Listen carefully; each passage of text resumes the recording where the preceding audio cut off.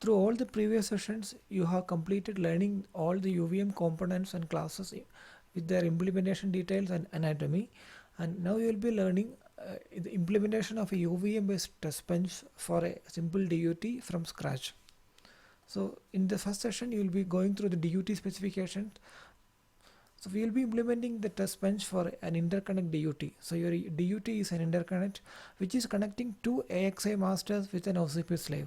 Thus, you will be having two AXI interfaces in the input and one OCP interface at the output.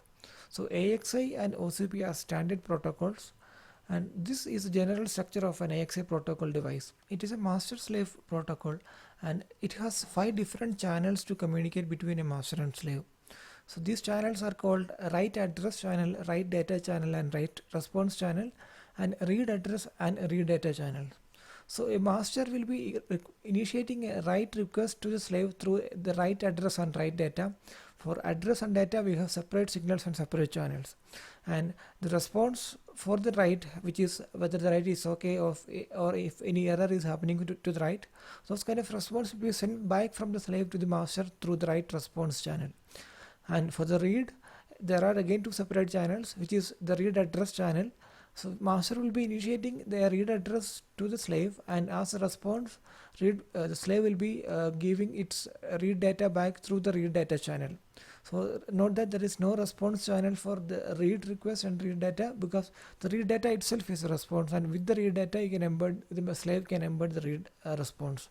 Thus there are 5 different channels, and AXI is a standard protocol defined by ARM. So this is a signal description of each and every channel. So there is a clock and reset in every channel, and every channel is based on a valid ready protocol. So the requester will be initiating a valid signal when a valid data is present in the particular channel, and the response device will be placing a ready signal when is ready to accept the data. So a data is valid in the interface only when there is a valid and ready. So there are separate valid and ready in all the different channels. So these are the write address channel signals, which are write ID, write address, WA length, WA size, a cache, a port, a valid and ready. I am not elaborating each and every signals, but I will just give you a brief idea of the functionality of the signals at the end. And in the same way, there are in the write data channel there is an ID signal and a data signal which is called as W data, and a W last, which is indicating the last data transfer, and a valid and ready. And in the write response channel also, the ID is present with the name BID, and a response signal which is saying whether the write is okay or if any error is happening, that encoding is there, and a valid and ready signals are also present. So you can see that in all the write address, data and response channel, there is a common signal which is the ID. So this is used by the master to group a set of different transactions that is going out of the order. Thus the master can initiate write request separate, write address and write data request separately at any time without any correlation in between, and the only thing is it can maximum make 16 out of order transaction at a time, as the WID length field is limited by 3 down to 0 bit. Thus, and the slave will be grouping these out of order signals coming through the write address and write data channel by using the WID, and it will be giving the response in the BWID in the response channel for the same write request when the write request is completed. So in the same way, in the read channel there is a address and data channel. So address is a request and data is a response from the slave. So there is the ID present in both address and response channel or the data channel, and in the read request address channel there is a read address and read length, and many more control signals are present which we can ignore now, and valid and ready are there.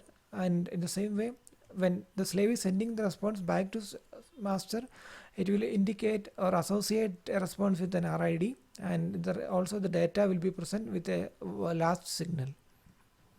So this is a signal description of the AXI protocol. If you're interested, you can go in deep of understanding this protocol by downloading the AXI specification.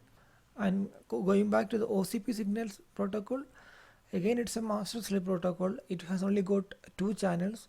There are no separate read and write channels in the OCP. There is only a single request channel and a single response channel.